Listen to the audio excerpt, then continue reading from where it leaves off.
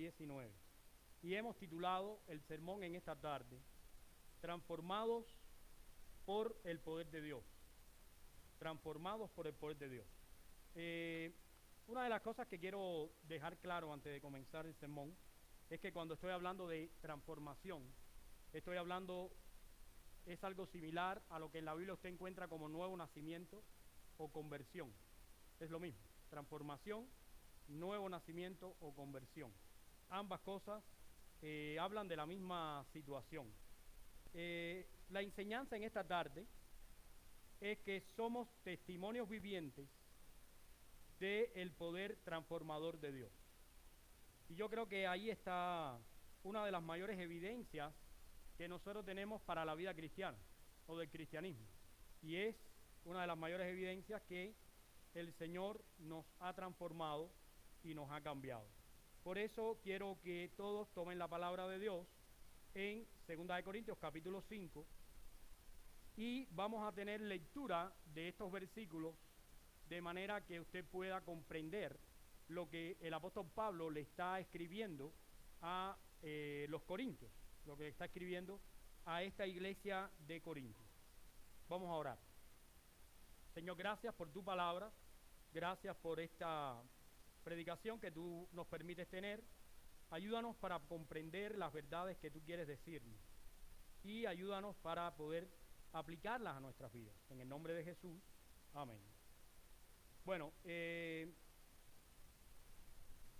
quiero poner la enseñanza, la tengo ahí. ¿Se está cargando? Ok, no hay problema. La enseñanza. Ok, somos testimonios.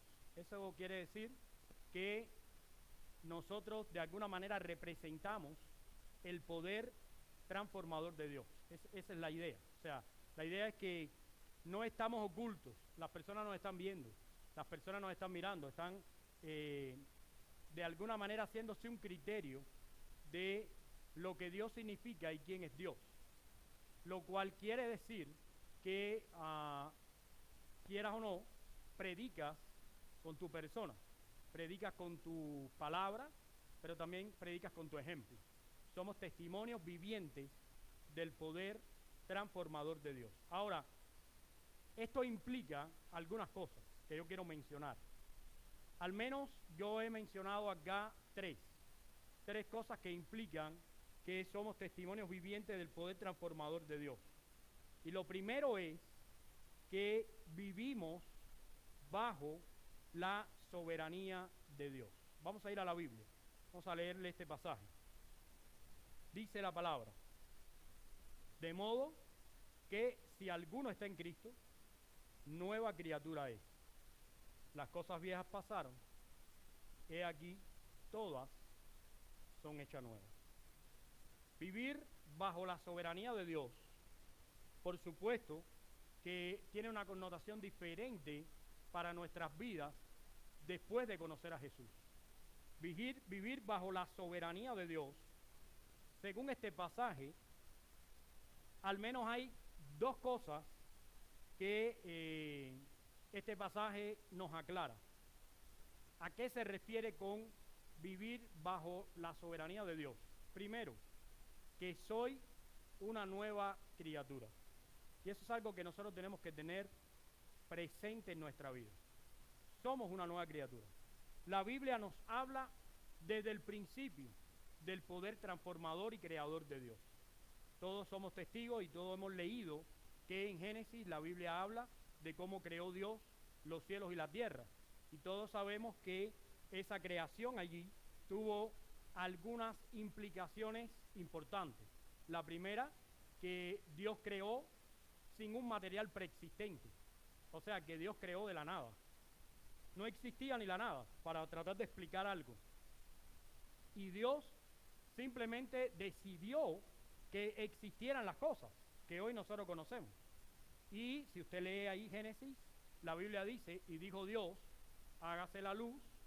Y lo próximo que leemos de la mano de Moisés es, y hubo luz. Y entonces ahí nosotros nos damos cuenta de la segunda implicación, que no solamente Dios creó de la nada, sino que además Dios creó con el poder de su palabra. Dijo Dios, y fueron hechas las cosas. Cuando somos una nueva creación tenemos que pensar que una vez que nosotros venimos a Cristo, la Biblia nos enseña que somos una recreación de Dios. Evidentemente, ser una nueva criatura significa que Cristo nos devuelve al propósito original para lo cual fuimos creados. Porque nosotros fuimos creados para vivir en la eternidad. Nadie fue creado para lucir como lucimos ahora. Nosotros lucimos los efectos del pecado en nuestra vida.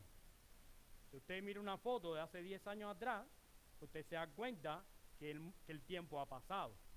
Y que el tiempo ha pasado, nosotros somos los mejores testigos. Nos ayudan los filtros de la cosa esta, ¿cómo se llama? De las redes. Yo hoy veo gente en las redes que a mí me dan ganas de, cuando los veo aquí en la iglesia, de presentarme, porque no los conozco. O sea, yo digo, esta persona no es así, pero bueno, igual hacemos eso, porque nos queremos ver mejor. Porque en nuestro corazón nos rebelamos en contra de los efectos del pecado, porque queremos lucir mejor, queremos lucir bien, queremos estar bien cuando nos enfermamos, no queremos estar enfermos, pero tenemos que entender que todo esto que está muriendo, nuestro cuerpo, nuestra vida, todo lo que vemos a nuestro alrededor, muere por los efectos del pecado. Por eso es que nosotros tenemos que despreciar tanto el pecado, porque el pecado es igual a muerte. Pero cuando la Biblia dice, eres nueva criatura, las cosas viejas quedaron atrás, significa que a través de Cristo, Dios nos ha traído al propósito original para lo cual nosotros fuimos creados.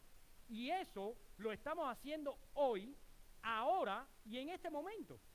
Porque es que nosotros fuimos creados para estar en comunión siempre con Dios. Fuimos creados para vivir la vida eterna, la eternidad. Fuimos creados para alabanza de la gloria de Dios. Y eso es lo que hoy estamos haciendo. Por eso también es muy importante cuando usted viene a este lugar, usted venga pensando qué es lo que está haciendo acá. Porque acá usted no está entretenido, acá usted es un sacerdote, acá usted es un adorador, acá es una persona que ha sido devuelta al propósito original para lo cual fue creada, y acá usted está haciendo precisamente las cosas que Dios quiere que haga, de la manera en que Dios lo ha mandado. Lo otro que nosotros tenemos que aprender de este pasaje, y que nos enseña un poco más acerca de vivir bajo la soberanía de Dios, es que dice, las cosas viejas pasaron y todas son hechas nuevas. ¿Ok? Lo que significa que el pasado ha pasado, está terminado.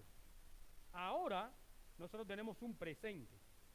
Lo viejo se refiere a aquella vieja naturaleza, las cosas antiguas, el orgullo antiguo, el amor pasado, la confianza en las obras. Ahora nosotros estamos extendiéndonos hacia adelante y ha muerto la jactancia, ha muerto la autopromoción, ha muerto la autojustificación. Y esa es una cosa que tenemos que entender. Porque si nosotros no entendemos que Cristo ha matado en nosotros la autojustificación, nosotros no vamos a poder disfrutar la soberanía de Dios. Porque disfrutar la soberanía de Dios significa que tú estás en manos de Dios, quieras o no, y que Dios va a hacer su voluntad en tu vida, y que hay situaciones que vamos a pasar que muchas veces a nosotros nos desagradan, pero precisamente esas situaciones vienen a nosotros porque son ordenadas por Dios para nuestro crecimiento. Y al entender eso, usted está empezando a ver cómo Dios toma decisiones en su vida y Dios lo va moviendo de un lado al otro y Dios va obrando en usted y usted va comprendiendo la vida de otra manera.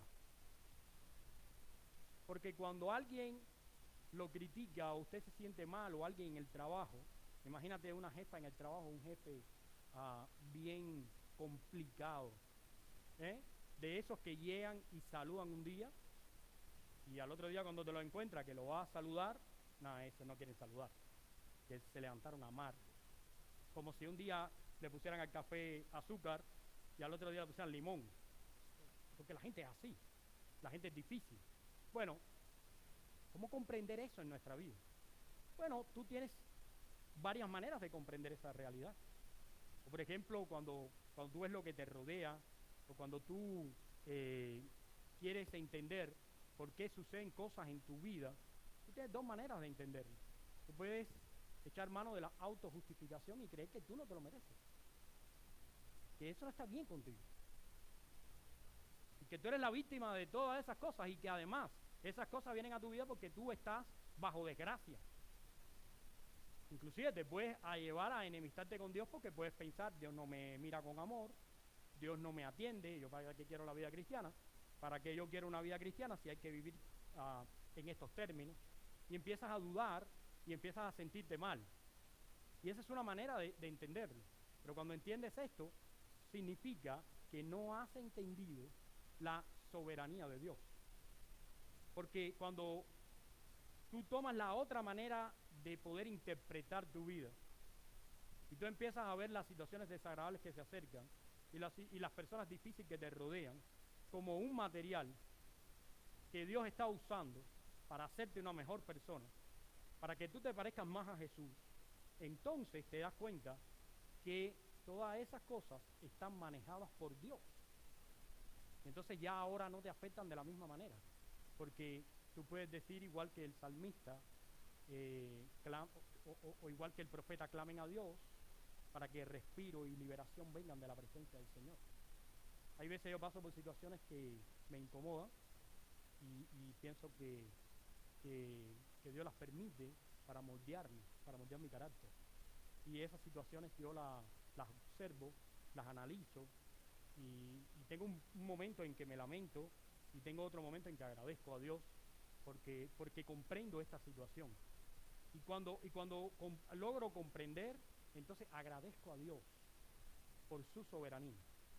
Y hay veces no veo hacia adelante la luz, hay veces que todo está oscuro hacia adelante, pero cuando miro al futuro digo, alguna puerta. Bueno, por ejemplo, les voy a poner un caso más claro. Cuando yo era pastor en Cuba, no era como acá. A ver, cuando yo era pastor en Cuba, por ejemplo, nosotros íbamos un fin de semana a servir a una iglesia, e íbamos con una lata así, redondita, pequeña así, que tenía 6 sardinas. Y el pan de toda la semana, porque en Cuba te dan un pan diario, que nadie piense que va a comer pan así como... Pues yo nunca me puedo poner tan gordo como acá, porque allá todos tenían un pan, ¿eh? O sea, mi aspiración acá es ser tan gordo como yo era en Cuba. Imagínense ustedes, que en Cuba, como quiera, te dicen gordo, ¿no? Porque, imagínate, ya cuando te lo dicen, te lo dicen. Pero mi aspiración, todavía yo estoy en un proceso de ser más delgado, porque yo estoy aspirando a bajar 30 libras, 25, 30 libras más, ¿no? Para ser tan gordo como en Cuba, imagínate. Bueno, porque en Cuba, como tienes un solo pan, tú lo tenías que guardar toda la semana. Entonces, ese pan de toda la semana, que además no está hecho con los productos que lleva, se ponía duro, que tú podías picar paredes con él. O sea, era como una piedra.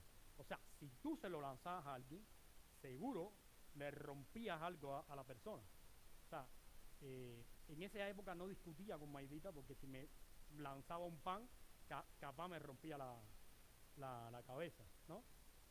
La suerte mía es que tenía más pelo que ahora tengo menos pelo. Hay veces me veo por detrás y me veo la cabeza y digo, no soy yo. Y sí soy yo, es que los años han pasado. Bueno, lo que pasa es que yo llegaba al campo misionero con eso, ella y yo, para 3 días.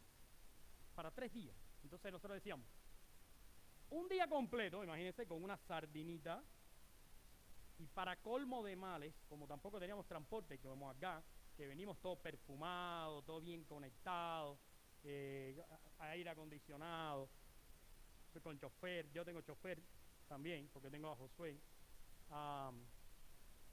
¿Cómo tú ibas a ir con eso a Cuba? Yo quisiera llevarme a Rolando a Cuba, a ver si tú te ibas a aparecer así. Te retía, hermano, terrible. O sea, te perdemos, te perdemos ahí. ¿Qué es lo que pasa? Que allí estaba yo con Maidita, y entonces decíamos, una sardina para cada uno en el día, ¿no? Y para colmo de males, como no teníamos el transporte, el pan, que lo hacíamos tostada, no sé si ustedes entienden eso, lo poníamos al horno y se ponía como crujiente. Bueno, pero en el viaje, que era, nosotros parábamos en un puente a ver qué pasaba. que fuera de La Habana a Matanzas o de La Habana a Pinar del Río, según donde estuviéramos. Es como decir, para que ustedes entiendan algo, que nosotros nos paramos en la I-95 a ver qué pasa y que nos quiera cargar para llevarnos a California. Piensen ustedes, así más o menos. Entonces, imagínense, ahí habían cualquier cantidad de personas. ¿Cuánto? ¿60 personas? ¿100 personas? Todo el mundo corriendo.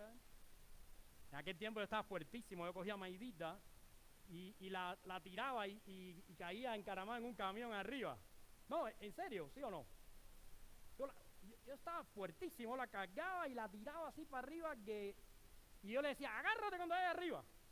Y ella se quedaba enganchada. Ahí después me subía yo, me tiraba para adentro del camión, imagínense ustedes. ¿Cómo? No, hombre, qué va a probar. Después ella se me tiraba arriba, yo le decía, suéltate. Y yo, ¡pum!, me caía arriba. Y así hasta que llegamos al lugar. Imagínense ustedes, nosotros salíamos del seminario como, ¿a qué hora? A las 12 del día, llegamos a las 8 de la noche al lugar. Todo el mundo estaba en el templo esperando que entrara el seminarista que iba a tener el estudio. Y yo tenía que llegar. En ese tiempo yo me aprendía los sermones que iba a predicar y los estudios de memoria. Porque te podía pasar que tú estabas predicando y se iba a la corriente. Y todo el mundo se quedaba así. Y tenías que funcionar en modo radio. Modo radio. Ahí tú tenías que seguir predicándole a la gente porque ya tú lo tenías en la mente, porque se había ido ya la corriente. No había nada que enseñar, no había nada de eso. Pero tú tenías que hablarle a las personas, pero tenías que saber, no podías ni leerlo. Entonces yo le leía la Biblia de memoria y además les predicaba de memoria, porque no había corriente. No había corriente. Entonces, cuando yo estaba allá, nosotros en ese lugar pasamos por situaciones muy difíciles. Yo llegué hasta a deprimirme. Yo le dije a Medita, si cuando nosotros nos graduemos, a mí me ponen a vivir acá, yo me muero aquí. Yo aquí me muero, yo estoy triste, me muero aquí. O sea, no quiero saber de eso. Pero había gente que vivía ahí. Vivía ahí. Entonces, y seguro que hay gente por acá viéndome. A muchos de ellos me siguen todavía. Y tratan de ver mis sermones. Y tenían una relación conmigo linda. Pero por ejemplo, yo llegaba a casa un hermano, ¿qué pasa, pastor? Y me sentaba en una silla. La próxima semana yo llegaba a casa del hermano y me sentaba en la cama. Tú puedes decir, pero qué fresco el pastor. No, es que la silla la habían cogido para cocinar. No había combustible para cocinar, había que coger la silla, desarmarla y el combustible para cocinar. Pero esa gente era feliz. Esa gente adoraba al Señor. Esa gente era fiel. Que yo era una bendición. Lo único que valía la pena de todo aquello que estaba pasando allí era la iglesia del Señor. Porque tú llegabas allí y la gente era diferente. Y ellos podían haber interpretado su situación como una desgracia. Te voy a confesar algo. Yo que era el seminarista del pastor, yo creía que estaban en desgracia. Y sí lo estaban, pero para con el gobierno.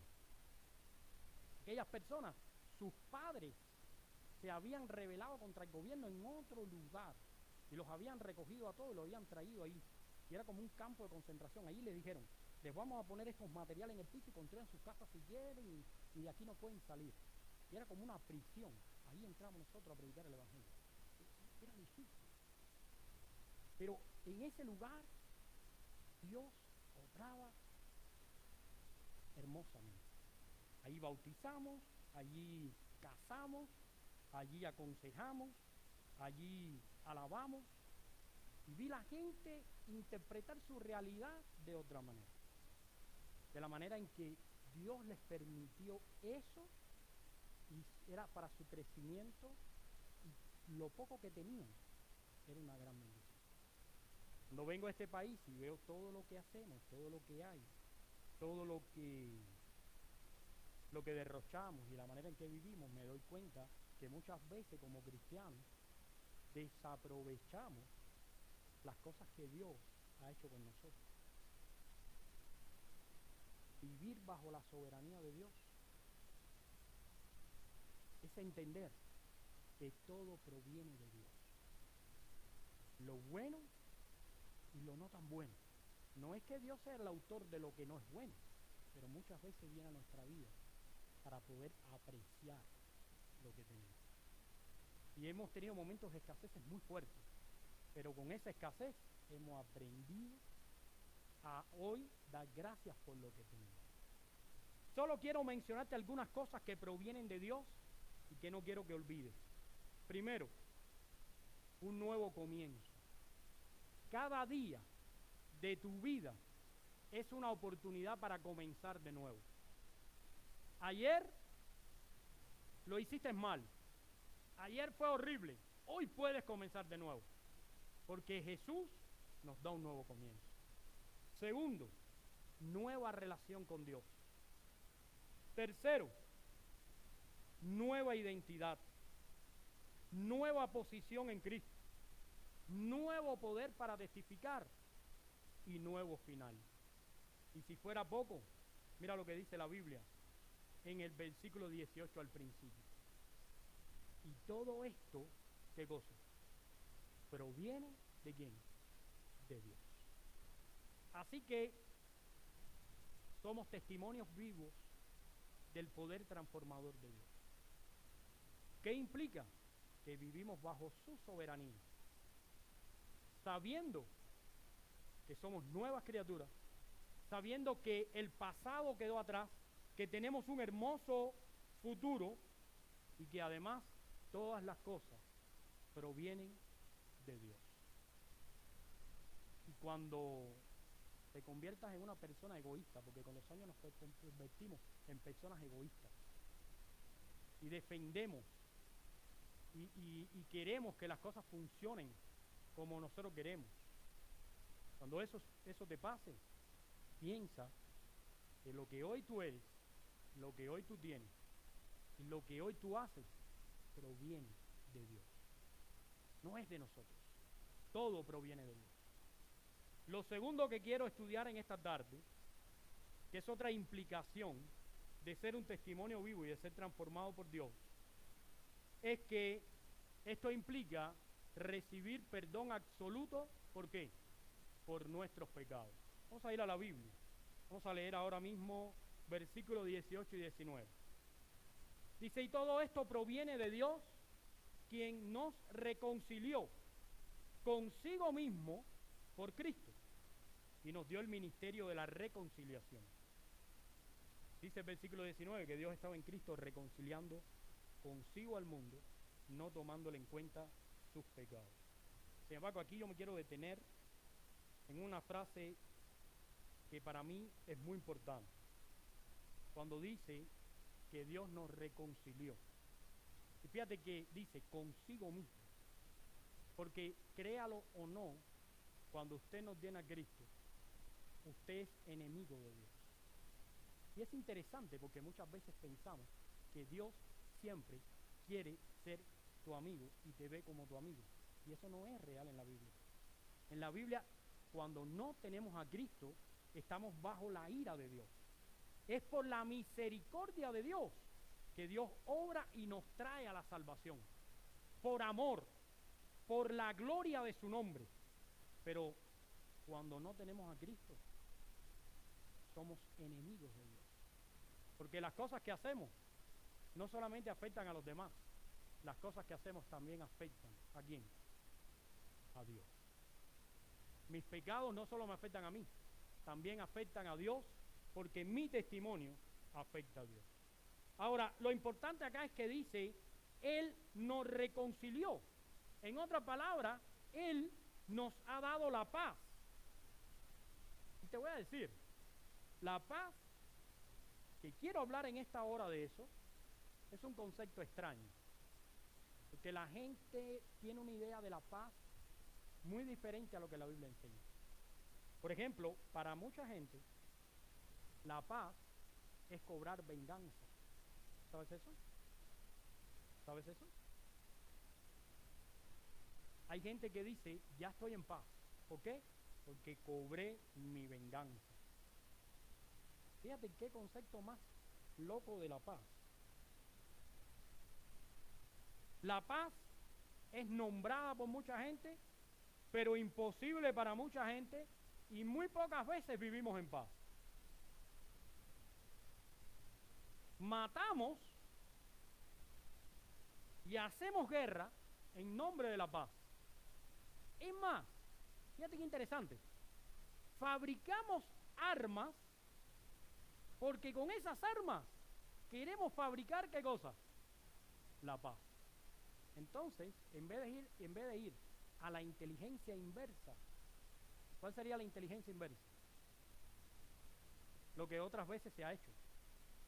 Quitemos las bombas nucleares, desarmemos los países de bombas nucleares y logramos la paz. No, ¿cuál es la mentalidad que hay hoy en día? Hagamos más bombas nucleares para tener paz. Entonces tienes a Corea del Norte, por ejemplo, ahí un gordito fabricando bombas y jugando con armamento nuclear. ¿Para qué? Porque según él, eso le trae paz. Y así todos los países del mundo. Pero lo más triste, lo más difícil es que los cristianos tampoco tienen paz.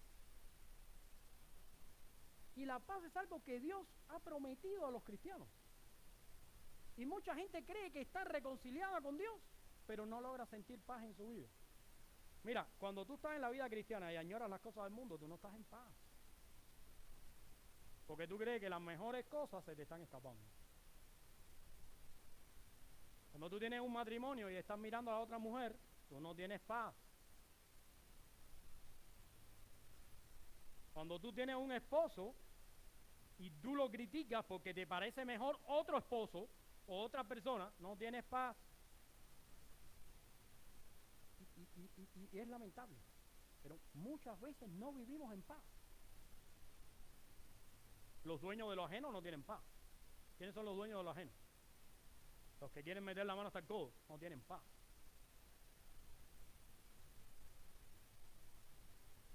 Pero ¿tú sabes qué? En la Biblia, la paz es algo que Dios nos ha dado. Y te voy a hablar en términos bíblicos cuál es el fruto de la reconciliación. A ver si comparando con nuestra vida podemos vernos reconciliados con Dios. Porque muchas veces pensamos que estar reconciliado con Dios es decir, yo acepto a Jesús como suficiente Salvador. Y pensamos que eso es suficiente para estar reconciliado con Dios. O yo voy a la iglesia todos los domingos. O cuando yo tengo deseo voy a la iglesia y estoy reconciliado con Dios. Y pensamos de esa manera. Pero la reconciliación es vivir en paz. El término paz, quiero darte estos datos, aparece 370 veces en la Biblia, lo cual revela que es importante. Ahora, te voy a dar algunos versículos bíblicos para que veas el uso que esta palabra tiene en la Biblia. Por ejemplo, en Génesis 43, 23, los hermanos de José, y ustedes conocen a José, estaban nerviosos porque habían sido acusados de robo de la copa.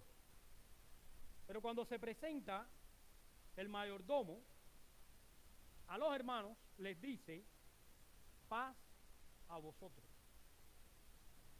Lo que en ese contexto significa, nadie se preocupe, nadie se estrese, estén todos tranquilos, tengan paz. O sea, que en ese pasaje, la paz es igual a perdón. Y muchas veces no tenemos paz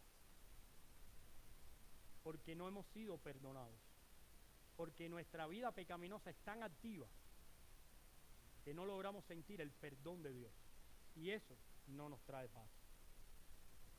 En la Biblia también encontramos a Jesús diciendo paz a ustedes, igualito que en el Antiguo Testamento, usando la paz como un saludo y como una confirmación de que Él está con nosotros.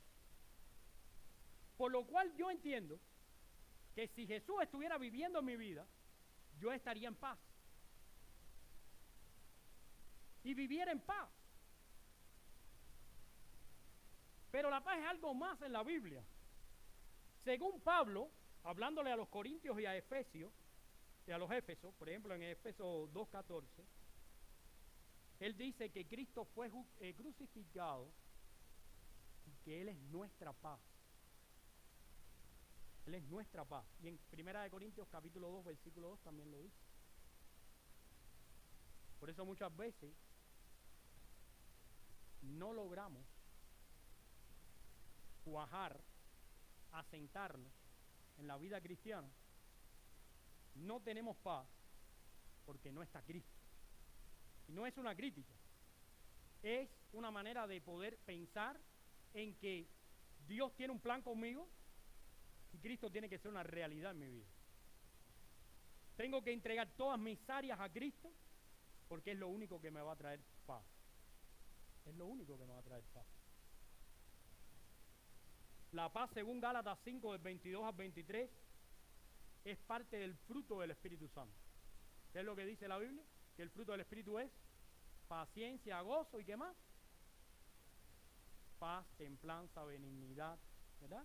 La paz es parte del fruto del Espíritu Santo. Y según Hebreos 13, la paz es además una esperanza futura que tenemos. Vivir en paz para siempre. Ahora mi pregunta es, la vida cristiana que tengo, la vida cristiana que estoy viviendo hoy, ¿es una vida que me permite descansar en paz? Qué extraño que cuando una persona se muere, uno le dice, descansa en paz. A mí que ni me digan eso, mejor me dan descanso ahora, ¿no? Y después que el Señor se encargue. Pero a la gente le decimos, que descanse en paz.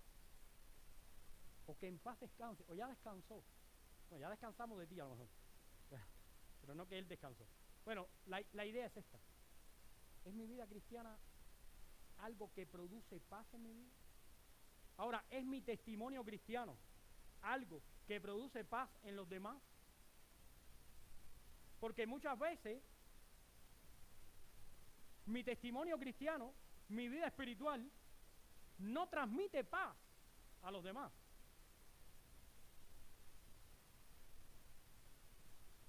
Vivo tan al filo de la obediencia, vivo tan al filo de la voluntad de Dios que no transmito paz. Y no me siento en paz. Pero te voy a decir, cuando estamos transformados por el Señor, hemos recibido el perdón de pecados. Y el perdón de pecados nos trae paz. Y ser una persona que está en paz nos hace ser una persona reconciliada. Y una persona reconciliada, entonces, puede ser un reconciliador. Por eso la Biblia, y quiero que vuelvan a la palabra, dice acá, y todo proviene de Dios, quien nos reconcilió consigo mismo por Cristo y nos dio el ministerio de la reconciliación. O sea, es lo próximo que vamos a ver, pero tengo que entender que he recibido el perdón de mis pecados. Ya ese simple hecho me dejaría vivir en paz. Tengo que entender que Dios está de mi lado. Si yo entendiera eso, debería vivir en paz. Tengo que entender que Dios se está ocupando de mi vida. En ese punto debería poder vivir en paz. Como cristiano, el cual reconcilia a otro, mi paz debería ser contagiosa. La pregunta, para pasar al tercer punto, es ¿con qué estás contagiando a la gente? ¿Con qué estás contagiando? Yo he visto cristianos que contagian de murmuración a otros. Yo he visto cristianos que contagian de pecado a otros. Yo he visto cristianos que no pueden vivir en paz porque no encuentran esa paz. Entonces, pensemos por un momento y sentémonos a analizar. ¿Soy un testimonio vivo de la transformación de Dios? Si lo soy, ¿tengo paz en mi corazón? si mi corazón no está en paz, tengo que buscar más a Jesús. Porque la única manera de estar reconciliado con Dios es a través de Jesús. Ahora, una vez que estamos en paz, entonces vemos la tercera implicancia. Lo tercero que implica ser un testimonio del poder transformador de Dios. Y es que Dios nos envía a dar lo que se nos ha dado. Eso es hermoso. Dice, y nos encargó a nosotros el ministerio de la reconciliación. ¿Sabes lo que significa en griego? Usa la palabra catalazo, que significa cambiar la enemistad por la amistad. Nos dio a nosotros el ministerio de amigarnos con Dios, de amigar a los demás con Dios. Implica que usted está llamado y tiene un encargo de contar una experiencia que tiene y que está viviendo con Dios y para Dios. Ahora pregúntate por un momento, ¿cuál experiencia con Dios le puedo contar a los demás que pueda traer paz y que pueda traer transformación a la gente que no conoce a Jesús? Eso me tengo que preguntar. ¿Acaso la reconciliación ha sido una realidad en mi vida y ahora yo soy capaz a través de mi testimonio de que otros se reconcilien con Dios? ¿Soy capaz? Porque miren, hay gente que está luchando porque no entienden lo que significa conocer a Dios.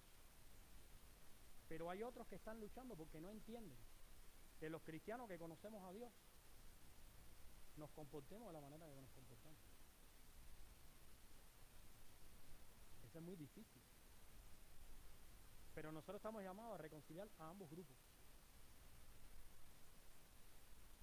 A ambos grupos. Es necesario que entendamos lo que significa que soy un reconciliador. Escribí acá, cada creyente juega un papel en el ministerio de la reconciliación. Uno planta, el otro riega, como dice Primera de Corintios 3:7, pero Dios trae crecimiento, porque nadie puede hacer crecer a nadie.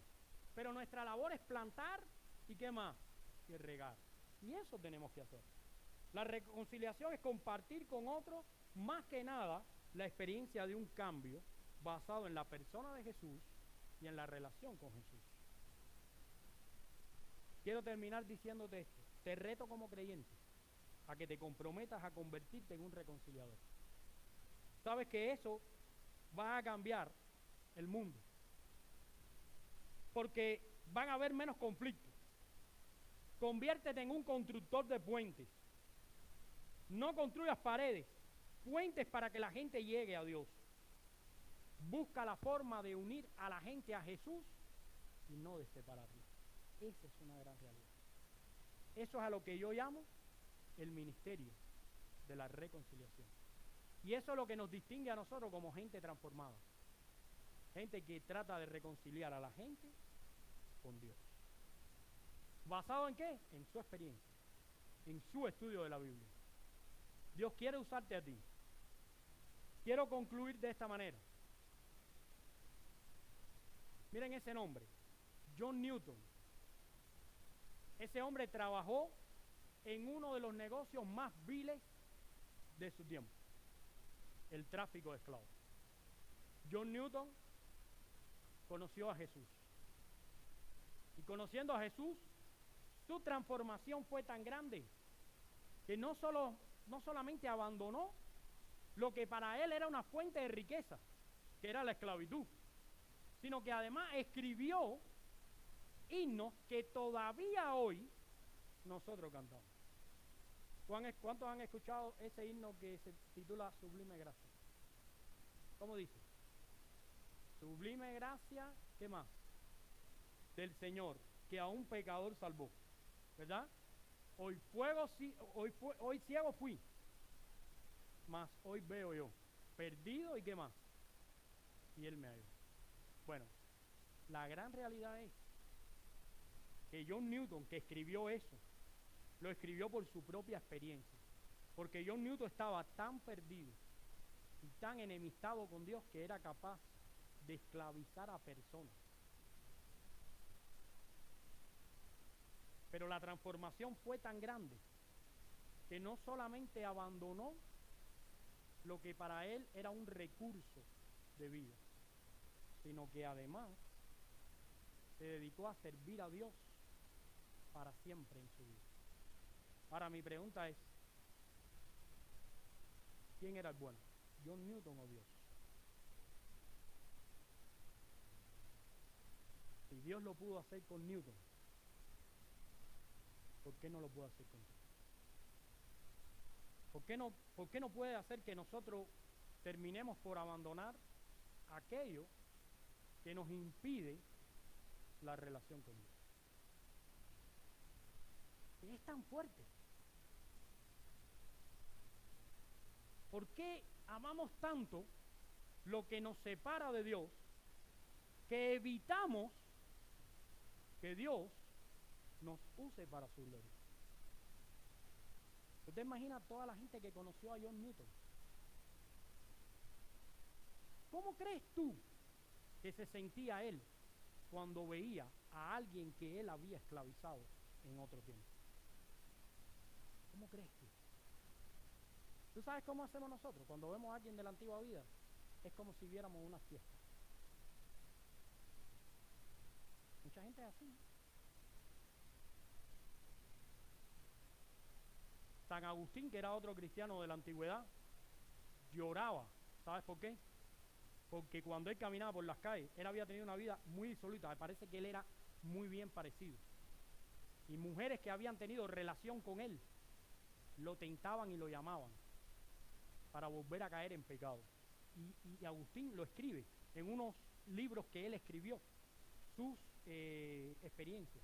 Y él lloraba por eso. Se sentía mal.